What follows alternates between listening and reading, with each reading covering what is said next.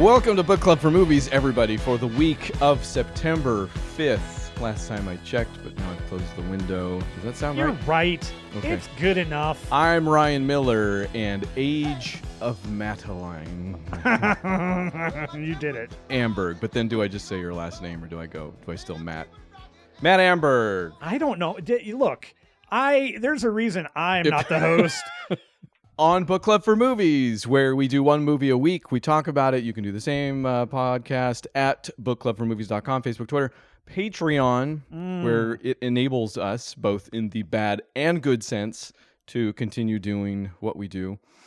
Matt. Me. We're still knee-deep in the month of August, even though it's September. But I'm excited because it sounds like we might actually wrap it up before September's over. So We will. August is all about doing the lovey-dovey movies. We've each chosen one so far. Matt chose The Umbrellas of Cherbourg. I chose once. And my wife chose The Notebook. Oh, you're right. I messed up the thing. Were we going to... I don't know what you're talking about. Notebook himself. The writer of The Notebook myself. The downside of... Because I feel like it's been... did we do a show last week? No, we had to take a week off. I had caused issues. All right. Well, we had this great joke in mind where Matt's hated The Notebook for years, and my wife chose it as the movie we were doing, and then changed her mind at the last minute. Matt hadn't seen the movie yet, so I figured it would be okay, and it was. But then there was this bit about, oh, you thought we were doing The Notebook? Here in my notebook, it says we're doing Age of Adaline. If you thought otherwise... There it was. He's shaking his head. So... Nailed it. We did it. We're explaining the failed joke that didn't get off the ground because we forgot all about it. Have you laughed yet? And that is what makes Book Club for Movies so popular with the kids today. So, if that sounds like something you're interested in, why are you... go watch The Notebook, I guess. Yeah, Neither of us. Did you had not started watching it when I approached you? Oh, no. The whole... Because if I had, we would have done The Notebook. Okay, all right. I knew it too at that point. Yeah, I was like, if he's already watched it, there's nothing you can do. So I was like, hey, have you watched it yet?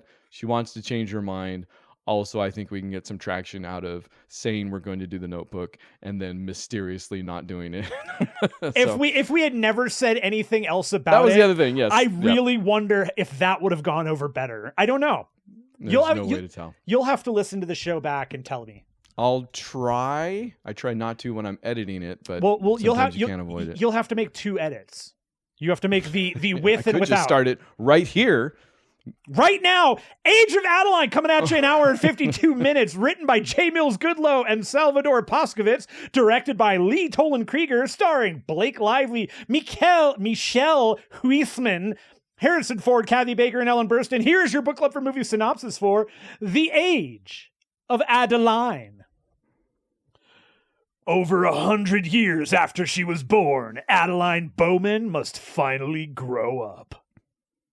All right. It makes her sound like a child. Yeah, she's like a teen. She's like her 20s, 30s, something. What is she? I feel like she's got to be in her 30s, I would imagine, or late 20s. Like physically, right? Yeah, I don't know. I don't know. In the movie. Blake Lively herself, maybe when she made this. That's what we could do. We can go back, source when Blake Lively made this, how old she was at the time, judging by her birthday, of course.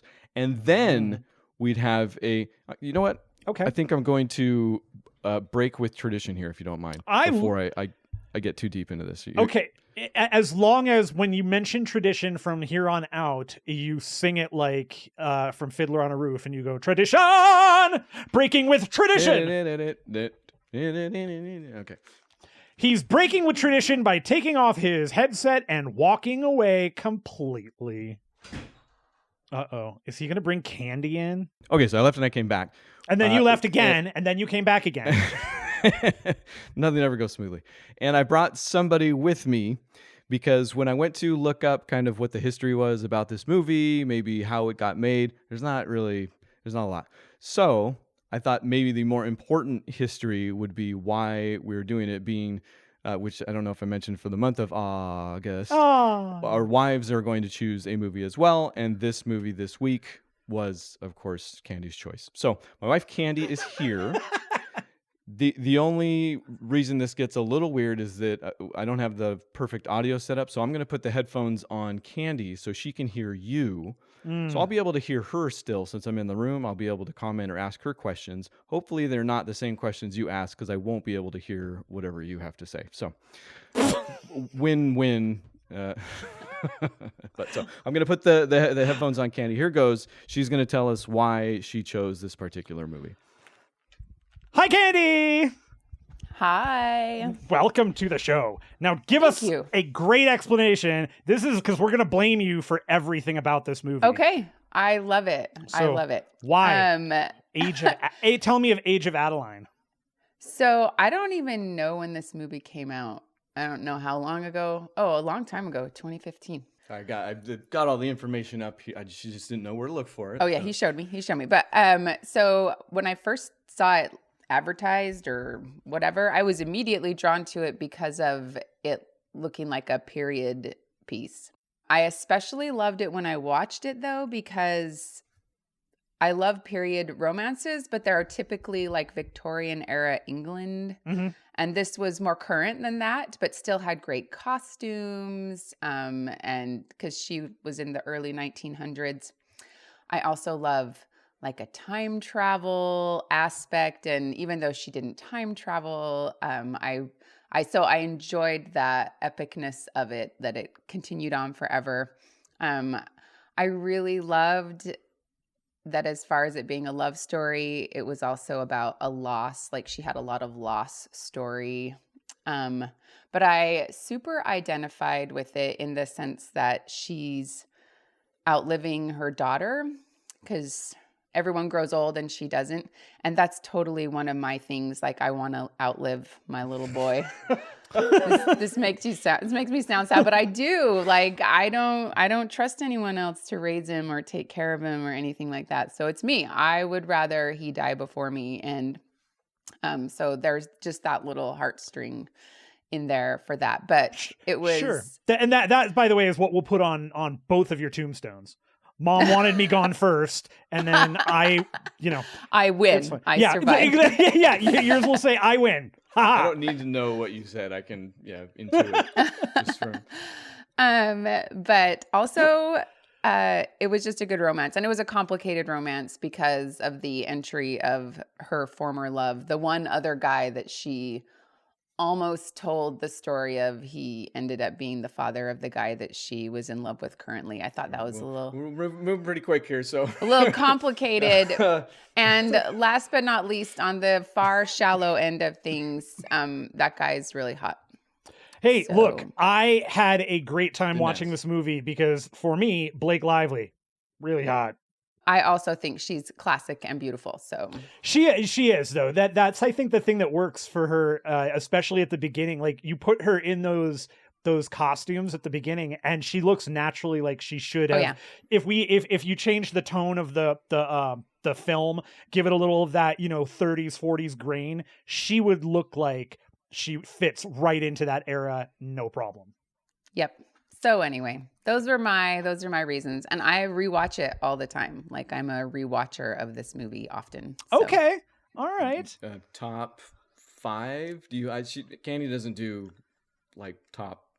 She doesn't number her likes for some reason. But if you had to, where would you put this on? I don't know. Does it break the top 10? No, top 5 for sure. It would break the top 5 of now every movie or just lovey-dovey movies? No, I would have. Well, all the good ones are lovey-dovey movies, Ryan. Okay. Sorry. All So right. they're, but actually, my top ones are like miniseries, and Ryan said no miniseries. He didn't have time for that. Yes. So, Yes. in so That many was, words, yeah. we could potentially do the romance for TV VB at some point, but no. Bring it down a notch. because I would have chosen North and South. Would have been my number one. Holy moly. The All right. only one you mentioned was Pride and Prejudice. Well, at no, but first. Pride and Prejudice, the miniseries, not the movie. The movie was terrible. The miniseries was good. Okay. Well, I feel like we're getting into it here, so All right. maybe. Thank you. Thanks for watching my movie. Okay, I feel like I have to break this up for him out of a job. No. But- This is good because we're going to talk. she went over all the things that she appreciated. We're gonna go into the what's going on a little more. Don't worry about what she said. I can't wait to ruin it, really, which I knew, again, this whole idea was going to backfire on us in some way or another. Rather than it being The Notebook, I think it's going to be that I now analyze a movie that she loves far too much. Yes. And ruin it in that classic way that only Book Club for Movies can do. Don't worry. We all can ruin this one. Okay. But we'll give it a fair shake. Absolutely. I'm going to start off by saying, what I told Candy, same thing that, Blake Lively, gorgeous, amazing actor. She's fantastic throughout this movie. She's great. I can say this throughout this entire movie. I don't think anybody is giving a bad performance. I think everybody is into it.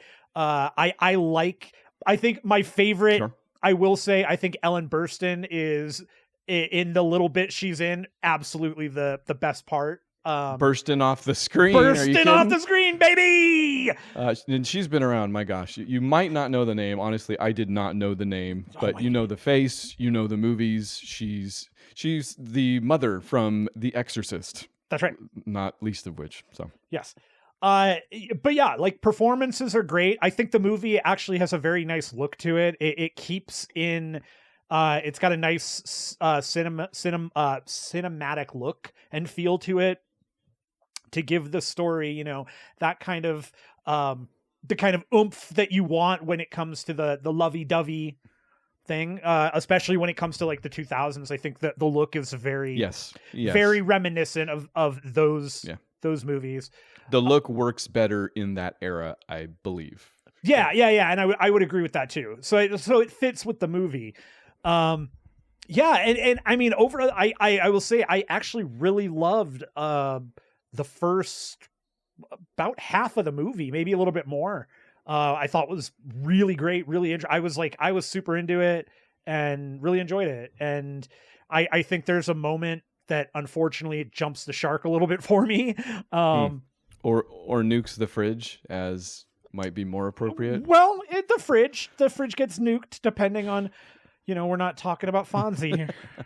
I don't think I'm on a different page than you so far. I did enjoy Blake Lively, and I do agree. I don't think anybody turned in a bad performance.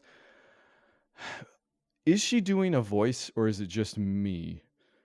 Does it seem like she's doing like it seems like to me she's trying to split the difference between like a Victorian style voice, because she was born in, my gosh, the movie The Turn of the Century. It's like 1900. Yeah. It's like so 1901. It seemed to me that she was trying to have that way of talking, that lilt from back then, but as somebody that's lived 100 years since or whatever. So I don't know. So I will say that there were moments for sure where it felt like when she was talking to maybe a specific person, either it was turned on or turned off. And I don't remember which. I remember going, oh, that's not what she's... So I do definitely recognize something there. But it felt like when I was watching it, I wasn't thinking of it like a negative thing. It felt more along the lines of she turns it on and off depending on who she's talking to. I guess I'd have to rewatch it to see if there's some purpose behind it. But I don't know if there is. That's the thing, is I can't place that. I guess that's all I'm saying, is it took me out maybe once or twice when I was thinking about it, and then it's not a huge issue. I'm probably just nitpicking at this point. But since you mentioned her performance, I just wanted to get that out there. Sure. I'm a little bit not surprised, but it's interesting to me that you were more invested in the first half, because it's not a movie that doesn't take its time necessarily. And obviously with this genre, I think you get some of that, and that's probably why I often don't give enough time to these types of movies myself. This has been a fun exercise this month, as is, just because I don't normally, with the exception of the movie I chose once, I don't normally seek out movies like this. Mm-hmm. Candy will tell you also. You normally don't sit down for them either. And I haven't sat down for this one numerous times. She was right. She does rewatch it, and I've never sat down to figure it out any of those times. Glad I did this time, I should say off the top. Yeah, watch this. Yeah. There's especially if you see it like a trailer or something and it seems interesting, it's exactly what you think it is, and you'll be entertained and have some fun with it. The whole time travel aspect isn't so in your face. It doesn't. And it's not. It's not actually. It's more time travel for us as the viewer than it is. It's not at all for her, because the character essentially is just. I mean, if we start talking about the movie opens with her as a young woman. She has a baby. She gets into or she doesn't have a baby, but she's younger. She gets into a car accident. She dies in the car accident when the car goes off the cliff, off a little river embankment. She ends up in the water. A lightning bolt hits the water, which restarts her heart. And with some random sciencey thing that I actually, by the way, I want to say this too. I love me a movie, and this is genuine. I love me a movie with a voiceover. I'm always a fan of like this type of voiceover. I really like it. Up front, yes, I agree. It obviously the problem there sometimes is it can be a crutch. You know, there are some movies that put in the voiceover after the fact because they realize they don't have enough or the skill set to make a movie make sense without it necessarily. I don't think that's what's happening here. I think this is easily a case of maybe it got put in as an afterwards, and if it did, the voice that they got works. It's fine. If not, the movie would still totally work, and it could work, you know, very very much the same way as I mean, it's all about suspension of disbelief. That's this movie hinges 100% on you at the very beginning going, okay, something is going to happen. Something happens to her, and in the voiceover, they're going to write it off essentially as here's what happened from a science perspective, but you're not going to find that out until the year 2033 or something like that. Yeah, I mean that's actually a very good point, because if they didn't have the voiceover, which is a very calming kind of, I don't remember the narrator from Benjamin Button, and honestly I don't care to find out. I didn't really like that movie all that much. We will not. But it's a very matter of fact voice that kind of goes through if that wasn't there and we just got she crashed and lightning hit and then she lived forever, like that would have been a bit much. Like I think there was some hand holding that needed to go on. Since we're on the subject of the narrator, towards the end of the film, I think they didn't need it anymore, and I think they brought it back when they could have done without it. So I think it did become a crutch, but I think it's fine here up front. And again, seems like a small thing, but I guess I wouldn't say crutch though. I think it just becomes an unnecessary ad because they're not basic. Yeah, sure. Like you don't at that point you're not it's not doing anything for you. You're not learning anything really new from the narrator at all. Also, nothing that isn't easy to understand. They basically come back in, and because there's another event that happens towards the end that basically resets her. You know, what we do get is her looking in the mirror and she finds a gray hair. Enough. Like that's I get all it. Like, you needed. you know, like even if there was a little bit of doubt, also would have loved that. Like, you know, I'm not sure, but maybe 100%. I didn't need the narrator to, tell us what exactly was going on there. At the end. Leaving that to a more ambiguous ending, I think, would have been way better. I love the idea of that ending being ambiguous because of the story it's telling. Like I love the idea that okay, great, she, you know, as we spoil this movie, she's of course this is a pretty tried and true tale that's somehow but it is. I mean, throughout mediums, you can go through every medium and find a kind of a version of this where the person is existing for too long and so they no longer want to fall in love. You know, hell, Highlander does this exactly. Sure.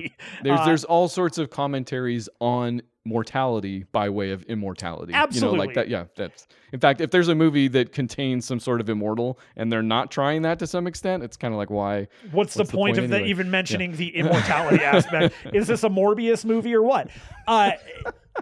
So it's that thing, and exactly what you're saying with the mortality stuff. And I would have liked the idea of that continuing discussion for us about her, where, you know, she's given up on love because she doesn't want to ever have to outlive somebody. That's the thing. It's like she's basically said, I no longer want to be a part of the world. I mean, the first part of the movie is that she's being hunted by the government because of this, Right. which Yes.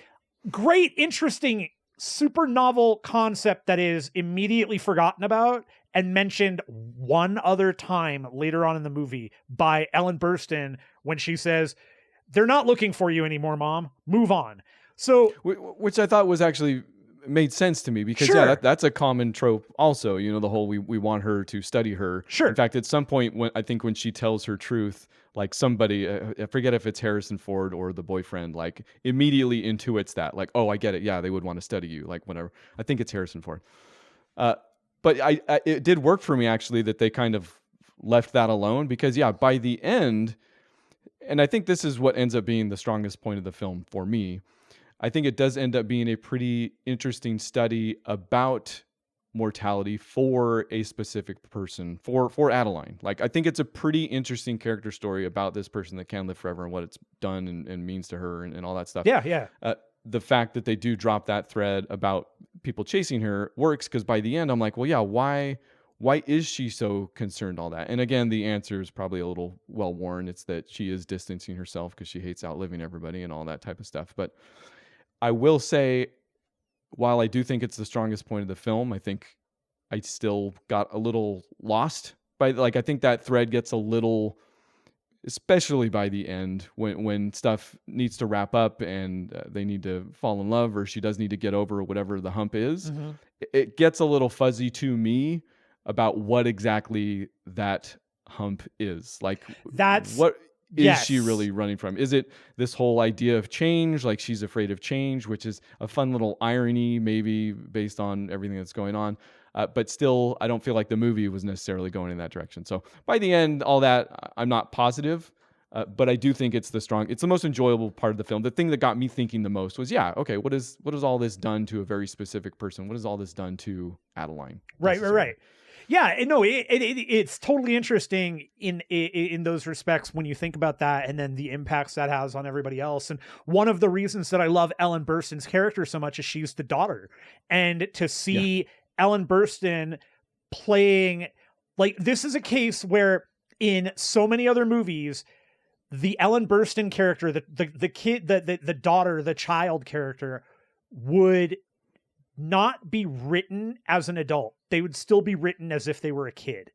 Like, maybe they're a little mature, but I swear we've seen this before, and the kid is still a kid to the parent. Like, I don't think that ever works. And here, what I love is that she is written as an intelligent older woman that is now dealing, like, they have conversations more intelligent than Adaline in some respects, some ways, right? Because she has given herself the time to live, which is what the entire point of that character is to us and for Adaline, is that she is everything Adaline should have been or wanted to be, never did. And then we even get that moment with them where Adaline tells her, I wish I could have been with you more. And she's like, it's not, you're missing the point. Right. Like it's that's not it, Mom.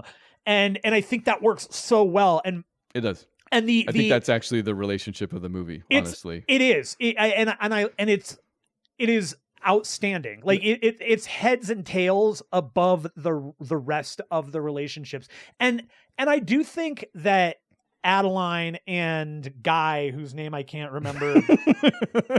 Thank you for using his name. Ellis. Michelle the character's name is Huisman. Ellis. He is played by Michelle Huisman, it appears. Yes. Ellis, totally great. Like, the guy, even I was like, oh man, this guy's just a good guy. I want to be friends with that guy. Like, if Adeline's not dating that guy, I'll date that guy. He's, it is again another movie where I think one of the fascinating things here is that Adaline is not surrounded by people that are bad. at all. She's there is like the struggles that she goes through are very much her own, and everybody around her very clearly cares for her and likes her and wants to be around her and talk to her.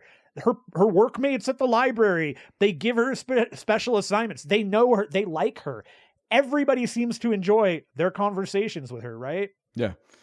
And then this guy, but this, I don't know, man. There is something there.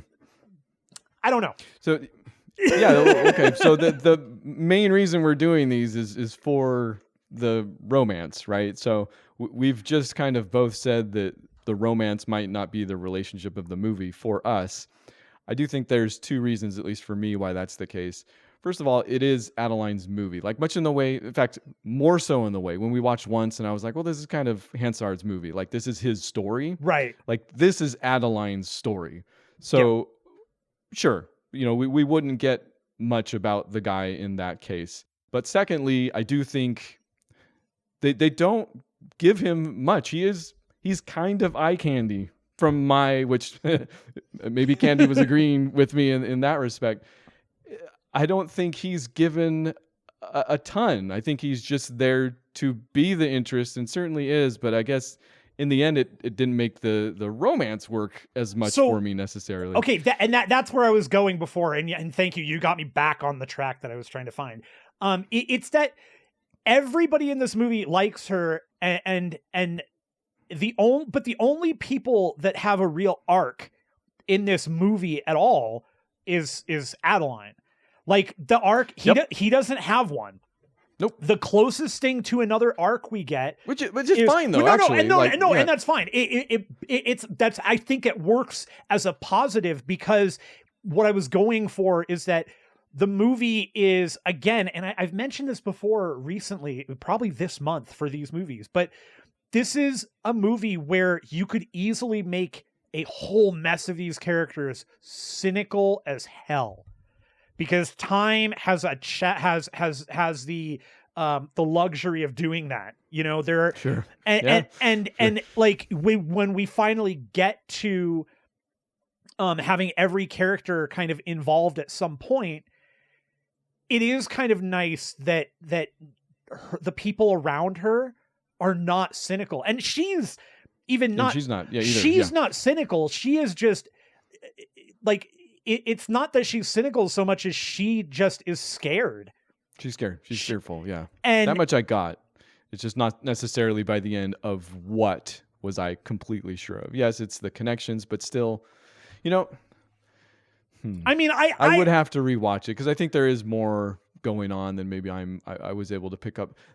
She has a dog. Sorry, just to interrupt you real quick, because I'm thinking it's with what you're saying a little bit. She has a dog. Yeah. And the moment I saw the dog, I was like, oh, the dog's gonna die right away. Like, just I mean, that's my fault for watching too many movies, but I was like, dog's gonna die. What I didn't expect was that she does go through it with the dog, you know, tears. She's very broken up, but then she puts a picture of it into a notebook or into a photo album with a bunch of other dogs. Like, she's done this same type of dog every also, time. yes, which gets maybe weird at that point, but yes, she's done. I almost would have liked to have seen like all sorts of different types of dogs. You know, either way, what I ended up liking about that was that she hadn't and this is also exactly what the film was trying to do with it. This is why I knew the dog was going to die. This is why I knew they were going to kill it, because she hadn't disconnected entirely. That was her lifeline. She hadn't turned cynical. Like, she was still forging relationships. It was just with, you know, safe bets, you know, like dogs. Yes. Right. And that she would, you know, she stuck with friends until they started to recognize that she's not really getting older, and then it was time to change her name and all that. And so I think overall, this movie is pretty successful in what it's doing, but if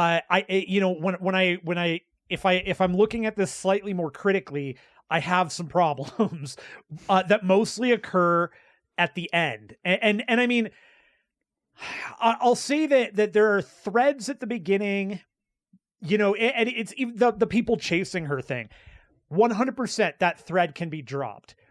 It was a weird thread to begin with. I mean, I guess it is the impetus for her changing her name, but then it's kind of like, I don't know. I guess that's fine. I mean, it kind of stands out, honestly, because there's nothing like that throughout the rest of the film. The stakes are never life and death, really, throughout the rest of the film. Right. She is never hunted. We're never Yeah. fearful that she's going to be found out. Like that, which is her fear throughout the entire movie, is that she's going to have to tell somebody or find out, because she doesn't like having her picture taken, for obvious reasons, you know. But yeah, for us, it's okay. Like, but even that, it's, I think my kind of issues do show up a little bit. They show up basically when Harrison Ford shows up. Okay, And so that's why I was going to say that's why I was also a little interested that you were more interested in the second half or in the first half, because the movie basically turns on that revelation. It becomes a completely different movie. To me, it feels like this felt like, and I actually said this to Beth when we finished it. I said, this felt like two movies that were combined into one.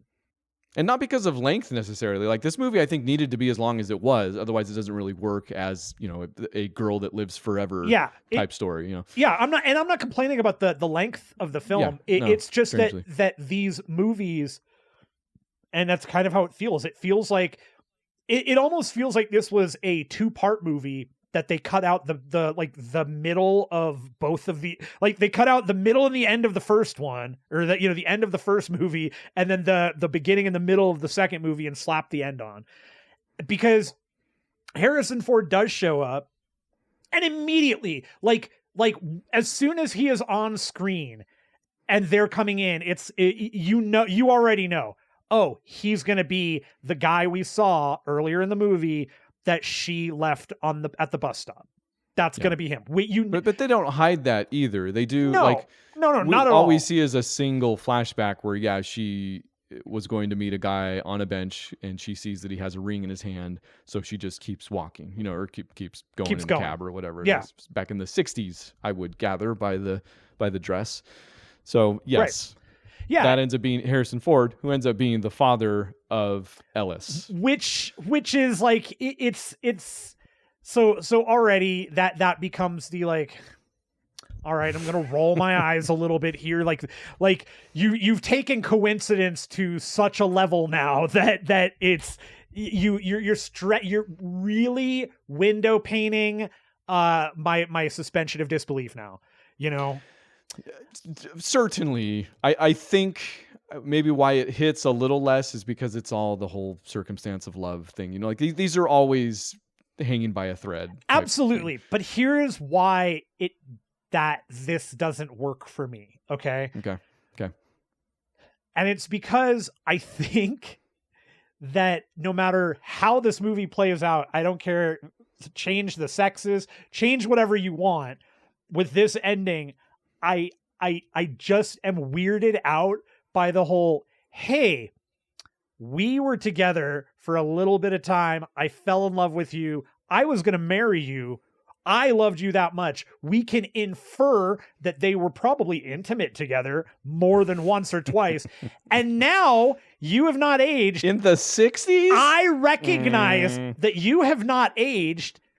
I recognize who you are. I know you. You know me. Go ahead.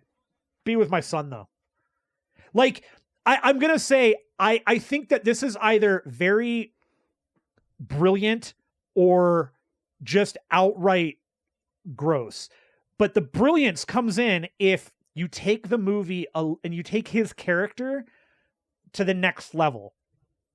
And you make it so he wants Adeline to stay with his son selfishly because it allows him to stay near her.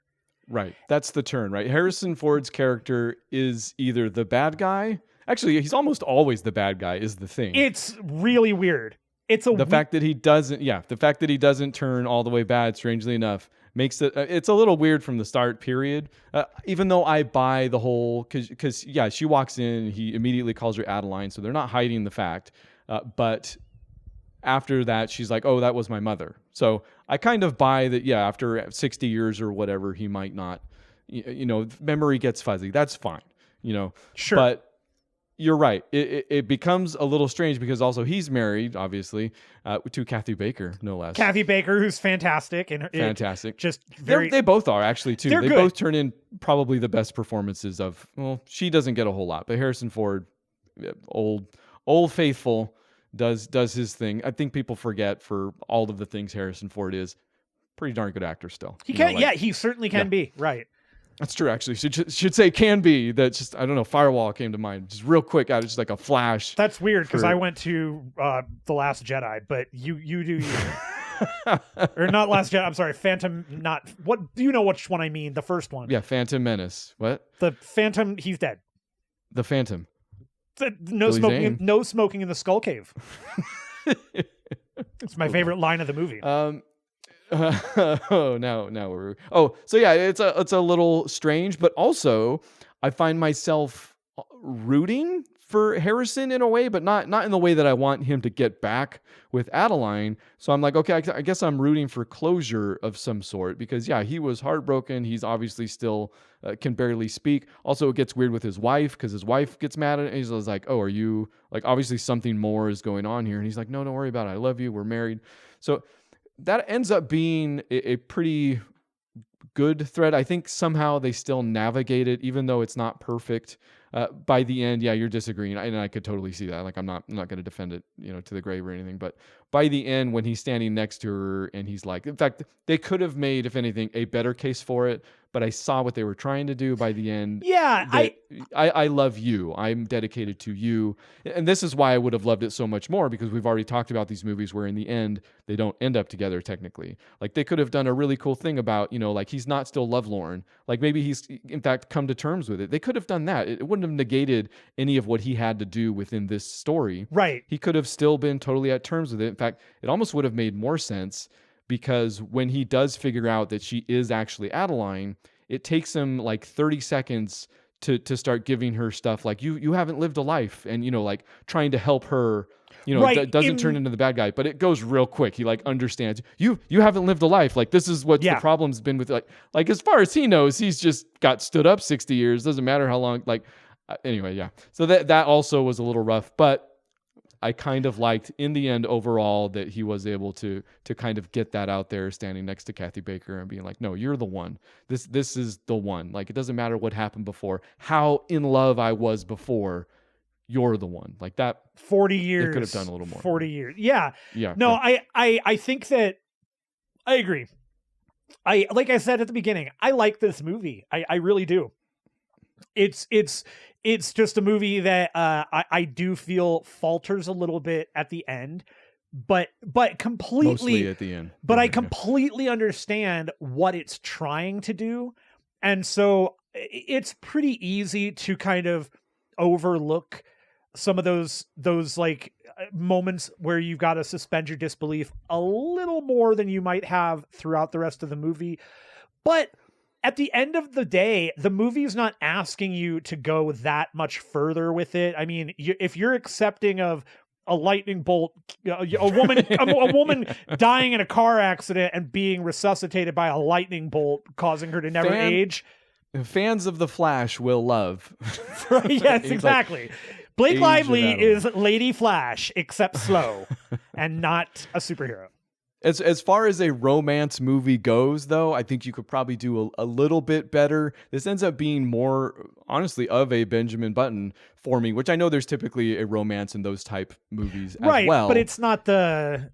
Not the focus necessarily. So yeah, I think this wants to maybe be more of the focus, but certainly by the end, again, where it's faltering with everything else, also that turns into what feels like more platitudes. Like at some point, I think Ellis is talking to his father, and his father's trying to get him not to go, maybe because she has already run away. So he needs to convince his dad. And the line he uses to convince her before he takes off, to go get her is because nothing makes sense without her. And I'm like, well, that line doesn't make sense. Like nothing was leading up to that. Like that, it's a great platitude, yes, it's very, very nice and sweet, but nothing about what happened in the movie led me to think that was the okay. And here is what my major issue with that particular platitude is as well. And this was Beth's pretty much biggest issue with the movie at the Yeah, actually, at the end and of it. tell me what Beth thought about it too. Yeah, So please. she same boat. She thought it was fine. It was cute, but the thing is, the movie does a terrible job at giving you an idea of time passage. So based on what we know in the movie, it feels like she and Ellis have met just like barely a week ago, and he's already taking her to True. a weekend at his parents' house, and we both couldn't figure out the timing. We were like, how long have they known each other? Because it's either like 3 days or like 2 weeks at most. We have been given zero explanation zero indication as to passage of time, which again, I mean, playing with what is going on with her, maybe that's the point, but it doesn't work when their relationship is now building to the point where he's saying, I love you. It's been 2 weeks. Well, I would posit that your issue isn't necessarily with the passage of time, which is a strange sentence for this movie, maybe still an indictment all on its own. Because if you were sold on the romance, you kind of wouldn't care as much, right? Also, that good point. Yeah, Very good yeah, point. So I think maybe that's just springing up again. So hate to say it, even for a movie that I would say check out, and isn't definitely. as bad as maybe we're making it seem. It's but not bad at all. Yeah. It's a sweet, cute romance movie that has maybe not enough romance but it's cute. Yeah, you heard it here first on Book Club for Movies. Not enough romance, And says that's what we look for. us. That's going to be a t-shirt, by the way. Not enough romance, Book Club for Movies. That's what we're known for. I just want to make one more shout out. When she does Lily Sullivan. get she's so good. When she does get in the other accident towards the end, she is running away from Ellis. She gets hit and run. That was totally one of those, as it was happening, Beth and I are like, are you serious right now? I was, yes. I mean, certainly the credulity again here. We're going with it, but that aside, there is a story where that's actually Ellis that hits her. I think because he's also going out to get her, but it's not. That's what it's just. We were so like, okay, did he just kill her and then Right, yeah. she's going to become in love with? Amazing. Yeah, could have turned a lot around right then and there, but no, it's somebody we don't know who, upon hitting her off the road, she's thrown from the car. She's out in she's visible that she's been thrown from the car out on the side of the road. The hit and run guy, we don't ever see his face, just his truck. Backs up slowly, mind you, continues to look, and then also drives away. That's right. Slowly, like fairly confident, maybe a hit job. I don't know. Again, there's a world where Harrison Ford was the bad guy and paid and him he to just do murdered something. her. Yeah, make sure the job's done. But yeah, I just had to shout that out for no particular reason other than the movie goes from romance to a simple plan real quick.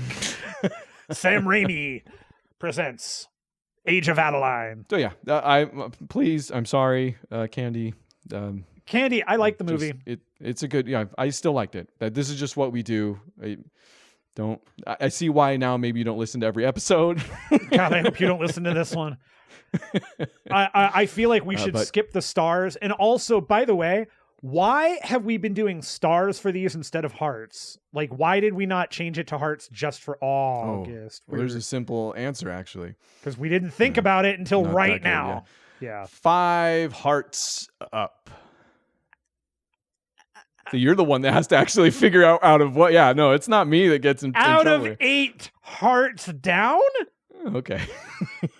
Well, I guess nobody gets in trouble because the rating system is flawless. On Book Club for Movies, thanks everybody for hanging out. As always, podcast again.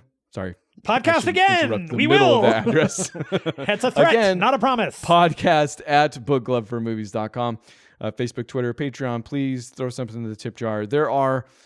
I need to double check this, I'm pretty sure even though the lowest tier is $2, you might be able just to pledge $1. Can't you pledge anything you want on Patreon? I think Isn't that so. true? Yeah, I Yeah. think you could. Also, anything in between. You don't need to go all the way up to the $100 tier there, which I think is only $96, if I'm correct. I mean, it would be great if you did, though. Yeah, I mean, let's not shoot ourselves in the foot. Once Somebody again- just right now was like, you know what, $96, and I just unsold them. I turned a yes into a no. Yep, great. Salesmanship. But go check it out. It's patreon.com/book club for movies, as you might have guessed. Matt, Yeah.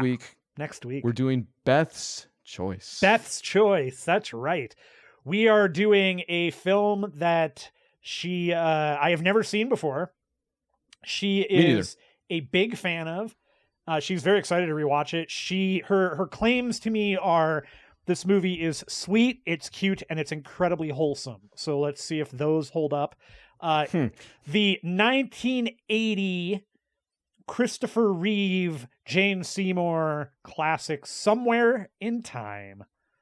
Love it. I'm just excited about the actors. I actually feel like, just looking at the poster, I feel like Candy's gonna really like this one. This is, I don't know. Christopher Plummer's in it. There's a couple of other people. William H. Macy has like a Oh wow. like he's in there for a couple seconds. You'll see a bunch of people that you recognize. The most novel thing about this movie that I've found so far, though, is that it was written by and based on a story by Richard Matheson, who, you ever hear I Am Legend? Oh, damn. Sure. Just that guy. Is it in the vein of I Am Legend? Is that like Victorian? I'm not going to give you the plot of this movie at all, and I actually recommend and I'm not going to watch look a at trailer. it. It's either. I'm looking forward to it. Christopher Reeve, Somewhere in Time. You're gonna have to find this one. It is I think available for rent on Prime Video. Okay, or there's probably a Blu-ray, I would imagine by now. There might be. There might be.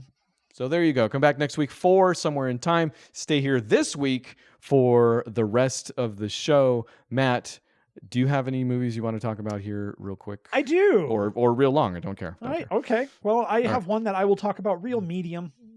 All right. I guess. Fair enough. I don't want to commit to anything. You showed me. I gotcha. So we finally sat down and watched Thor: Love and Thunder. Oh yeah, actually, and I knew we were going to talk about this. Yeah. All right. Oddly appropriate too for the season, right? Yeah. Are you sure Beth doesn't want to choose Love and Thunder? She does not. She felt the movie was suitably ridiculous. As did I. In a bad way? Because she's not wrong at all. But... No. Boy, what to say about that movie? Everybody take a moment. This is what happens when Matt has to say something middling about a Thor movie or a Thor property. This is just savor it for a second. Let him gather his thoughts. I have to. The longer we wait, the better it's going to get. I guarantee. It's, okay.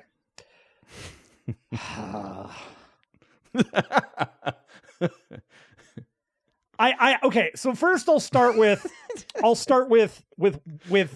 the fact that this is my least favorite Thor outfit.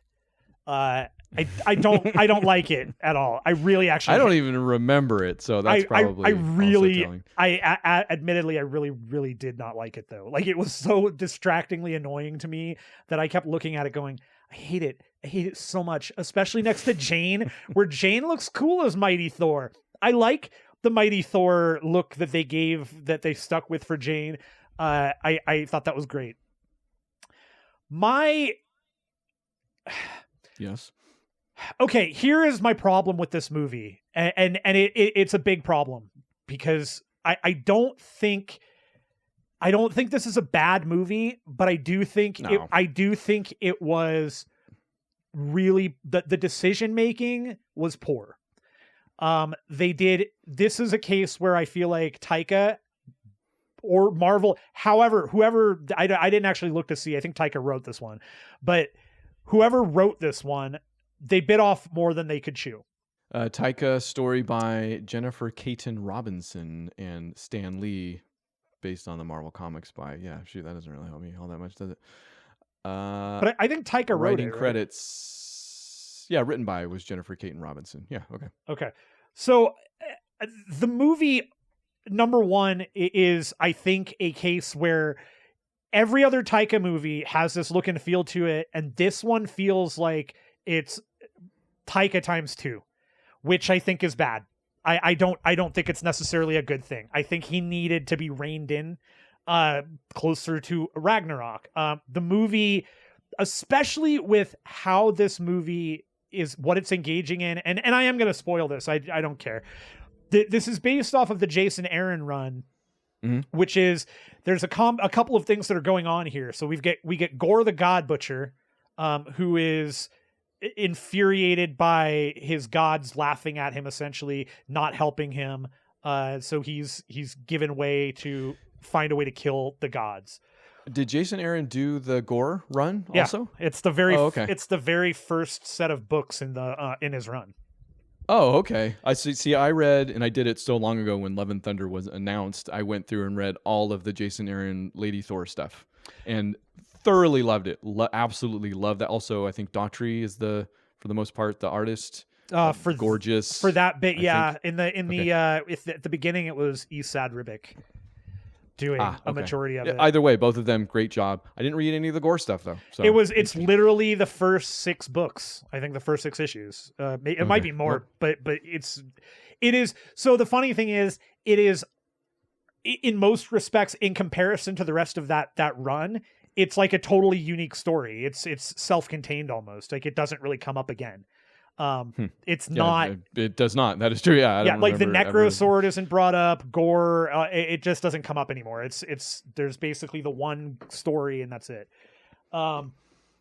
So number one, this is another case where I hate saying this. I hate this. They bit off so much. This needed to be a 2-parter, and it deserved it.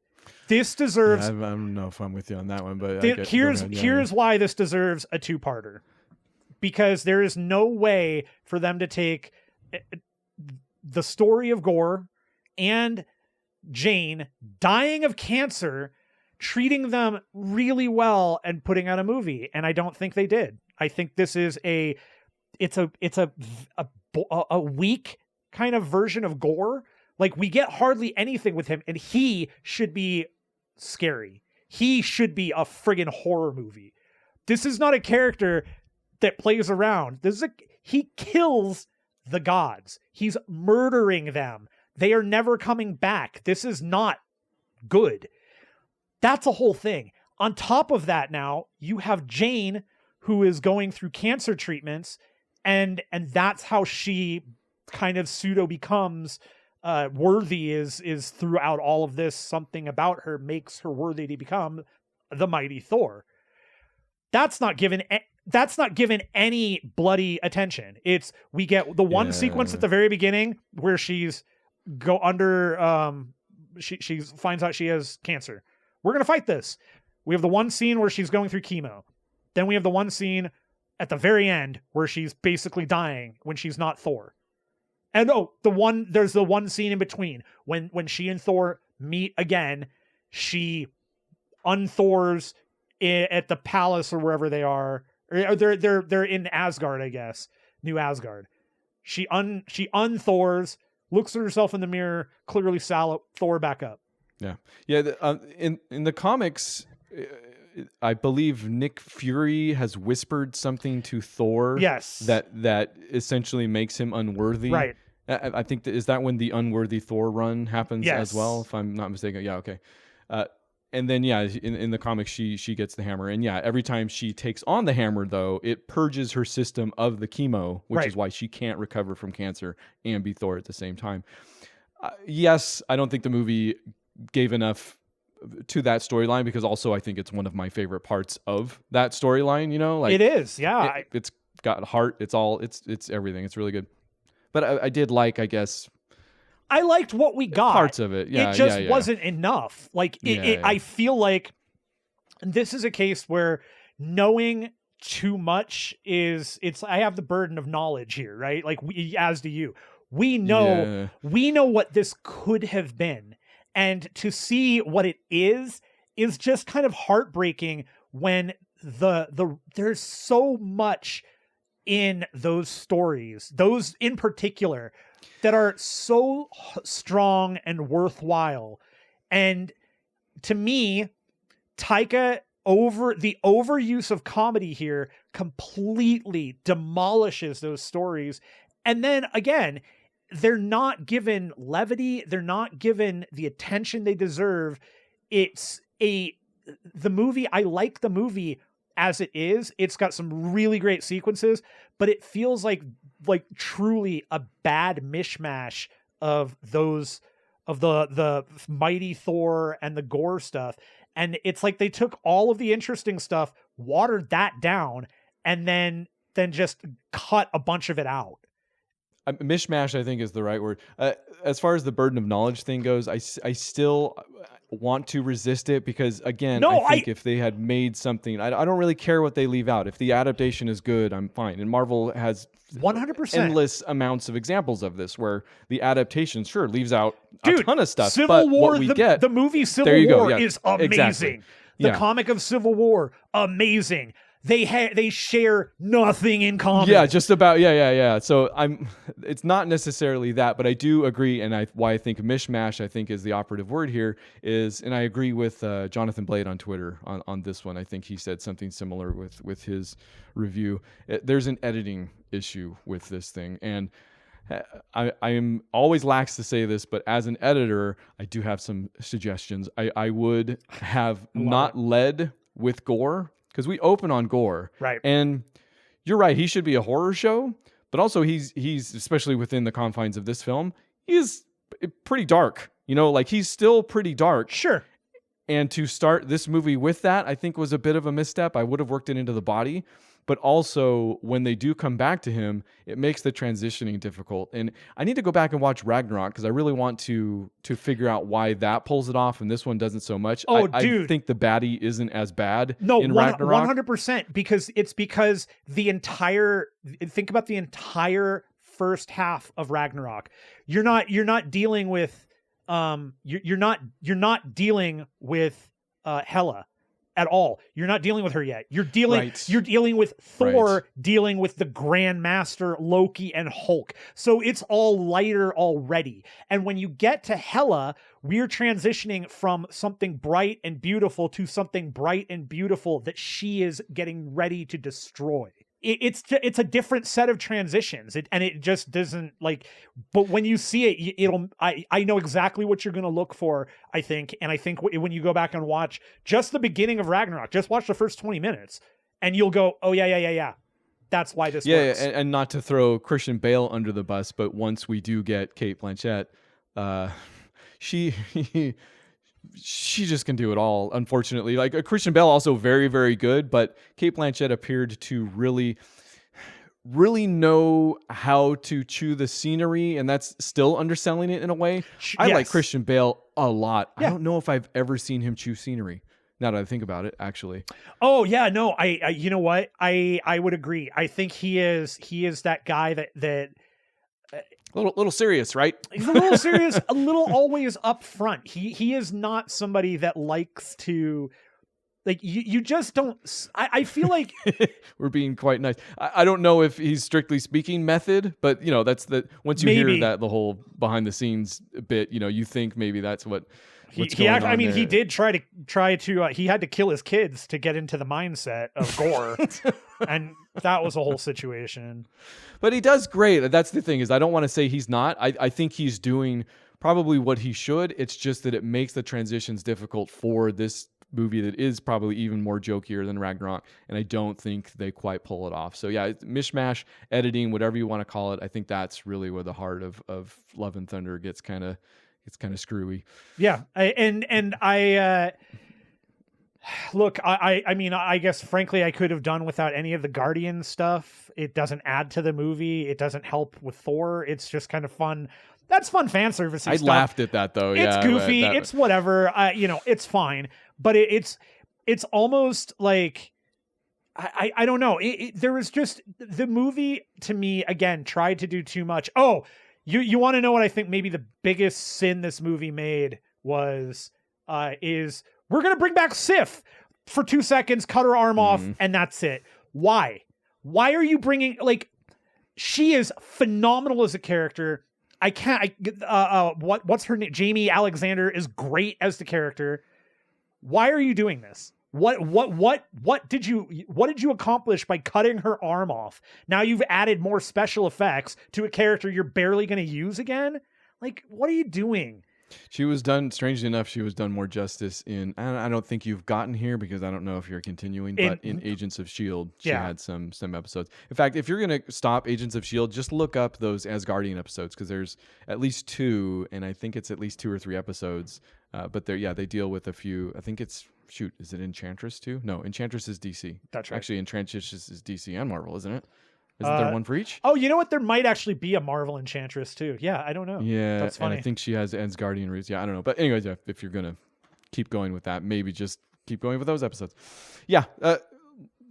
Yes, agree. It's a fine movie. It's fine. You're gonna have fun. You're gonna laugh still. But if I were a kid, I would go bananas for this movie. You know, there's the whole Shazam family thing going on there. Super fun. The people that have issues with that part of the movie, I'm Whatever. sorry. That's I'm not fun. like no. Yeah. That was perfect. It works in the that was fine. But like. Man, Tessa Thompson got done dirty here. Valkyrie doesn't get much to work with, and that's disappointing because she, again, another standout. Like, maybe wouldn't sting so bad if also Portman, who does a good job, but she's really goofed up in that. Like she's again, they took it to the nth degree with her, man. Like the whole, and she never has been that character. Yeah, she's been a little weird with Kat Dennings, who is absolutely the goof, but it hasn't been her up until now when, she's a little awkward out of nowhere and all this stuff. Like it was a little, I'm not ready to hang Taika at this point. Like so many people are. I absolutely, but I do also understand, like he came out and said, due to the reception of this, he's not going to do any more Marvel movies. He doesn't want to be involved anymore. And that's fine. I mean, he should definitely do whatever he wants, especially if people were. I don't care. All I care about though is I hope that this doesn't sour Chris Hemsworth. You know what I mean? It feels like it would take a lot. I don't know, man. Seems pretty easy going because he was not. He was ready to leave after Dark World. It took. I guess that's true too. Yeah. It took Taika bringing him back. So now it's like, how are you gonna? What do they do with Thor? I don't MCU know. is in quite the spot at this point. I'm sure we could do another episode or Patreon extra when it comes to all of that. But yeah, if you want to laugh, still go see it. It's a fun little whatever. But it's check it out. It's it's a fine Marvel movie. But actually, the other thing is where does this even fit in the current MCU? It seems current because they pick up with him with the Guardians, like, because that's where he left off. I mean, is this just a one-off? Is that what we're like? Does it have any? Another great conversation. We in fact, once we get to our Moon Knight shows, I've got a little sidebar when it comes to one-offs. But me and you had a quick text chat, I think maybe, where we were like, when do we just start doing one-off movies? And I'm kind of wondering if this is that. Like a preview.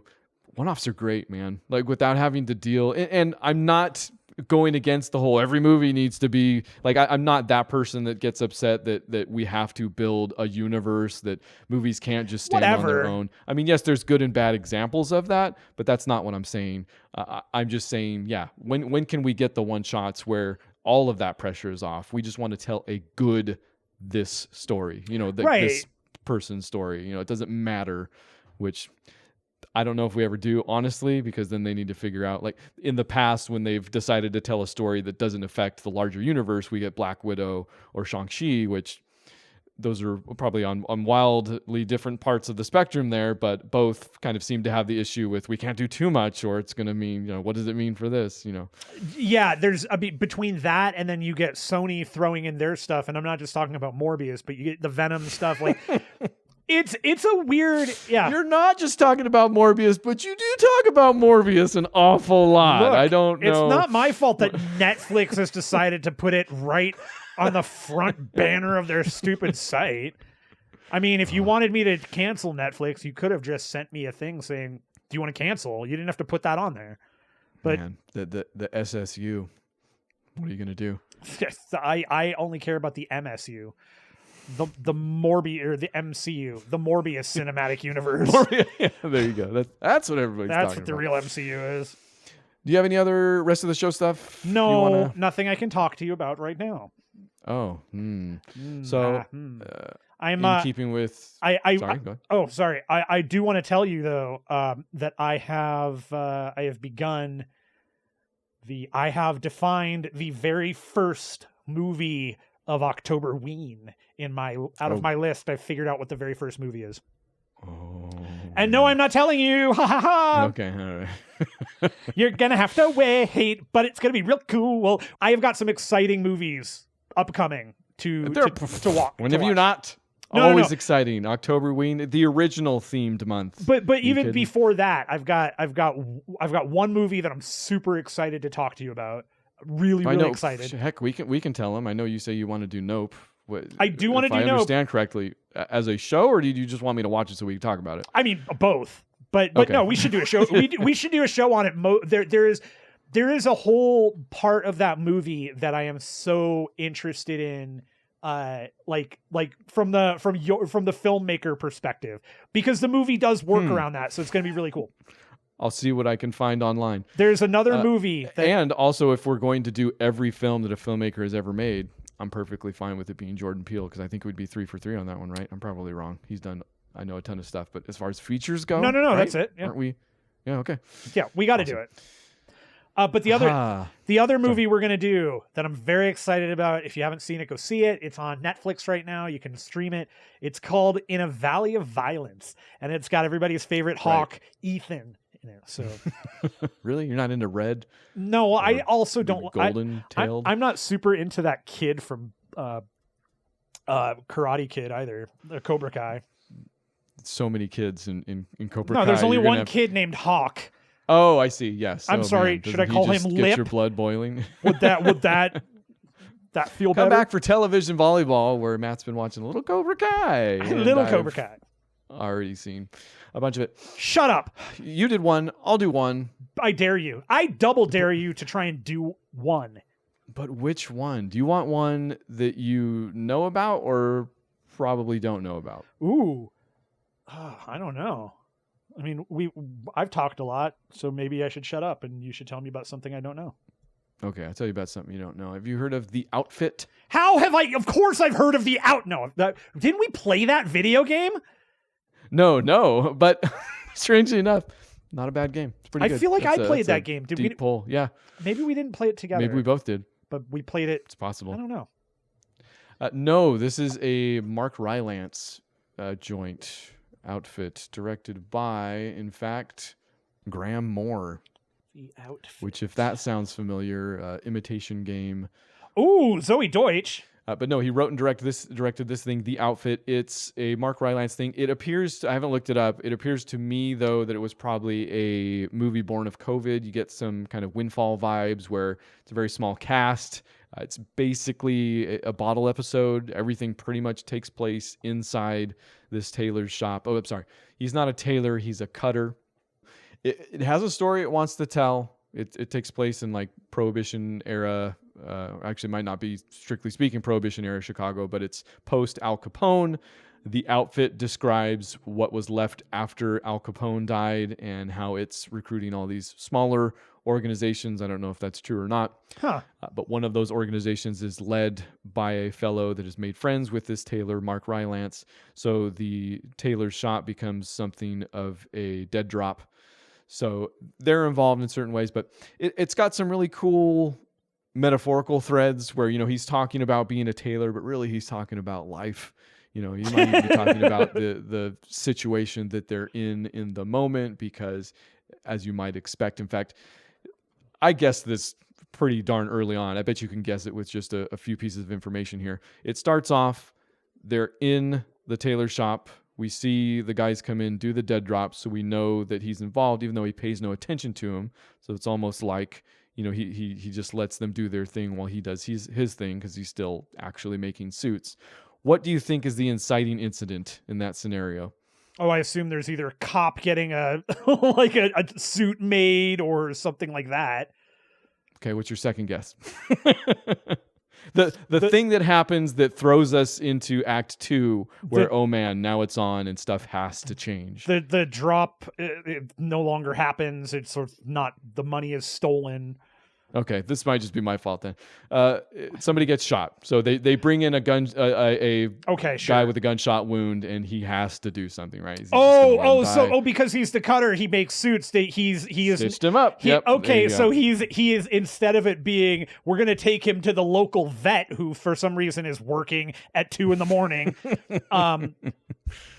In a non 24-hour vet, we're gonna take him to the non 24-hour suit maker. Okay, got it. Yeah. So basically he's thrown into it, and like I said, it does have a story it wants to tell that I think needs to be airtight and isn't necessarily, but the performances will kind of get you through it, and by the end it's a pretty good combination of all of it. It's not perfect, but it is probably better than average. It sounds really great, and it looks real good. Yeah. I think it's a movie that if you look at and it seems interesting, it is. It's a good one of exactly what you think it is by looking at it. So yeah, I'll check that much. I can say I'm gonna check that one out. That just looks cool, and I like the sound of it. That's I am a sucker for gangstery stuff, man. It's 1,000,000% that. And like I said, the performances are on point, because I think in that scenario, especially a bottle episode type thing where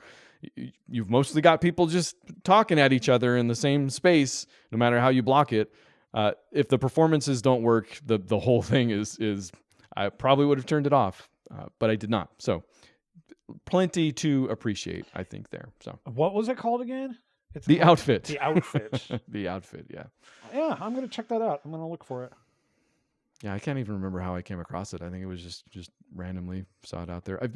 This is my problem is with, even though work is letting up just a tiny little bit now that I'm able to do some stuff I really want to. When I sit down to watch a movie, I don't necessarily want the one that's been on my list for 20 years that I really need to think about. Right. I want the one that just came out that looks kind of fun. So I hear you. Speaking of work, I wanted to little share a little news. Yeah, do that. I recently got a job offer, new gig. So the first week of August, I'm going to be starting a new job, and so October. I was going to say, whoa, it's a little late. First week of October, I'll be starting a new gig. So there may be a little some delays here and there as I'm getting my work schedule figured out, because it's going to be different than it is now. But we'll be back to our regularly scheduled programs soon. I'm very excited. So. Yes. As am I, and I don't know if I have any reason to be, but I'm excited for you. Yeah, that's great. I think no matter what, I've of all of the jobs I have currently, I really, really, really love one of them. But I think even if it was time to move on, there's still that feeling that, even if it's a job you love, if it's a job you hate, oh man, don't get me started. It's the But best. even if it's a job you love, moving on to the next thing always has a good, exciting feel to it. Yeah, and that's what this is. It's just I've been at the current place for about 8 years and just over it. Time to go on. Cool. Awesome. So wish you all the luck, but yes, stay tuned for some bumps in the road as far as the book club for movies goes.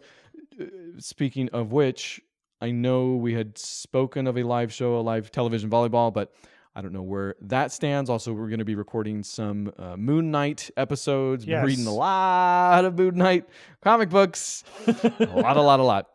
Get into it a little bit on some of the newsletters. So I think you can find those publicly on Patreon at this point. Yep. Is that okay? All of them have gone public right now. They go public about a week or so after they get published. All right. So a week after the very last day and minute of the month, Shut up! You will find. No, I didn't mean that in a bad way. Lay off! It's still in the month.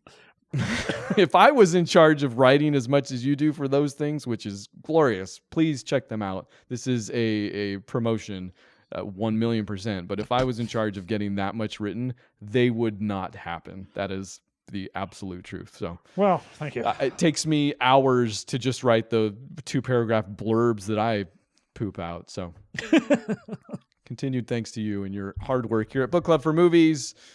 Everybody come back next week for Somewhere in Time. Somewhere in Time with Christopher Reeves and Jane Seymour, Superman and Dr. Quinn all together finally. That's right. The medicine woman can help out the Kryptonian.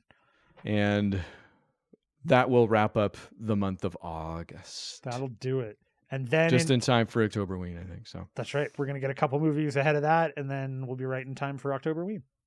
All right. So as always, you can find us at those places I already mentioned, but really go there this time, please. Yes, the Patreon. Just go there. We don't even ask you to rate us. Like that's everybody does that because that. I mean, do that too. Eyeballs. Oh, well, okay. Yeah. So please do that also. But we would never ask you to do that. We're just telling you to do it. That'd be fun. Yeah, that'd be great. Until then, see you next week. Okay, bye. Bye.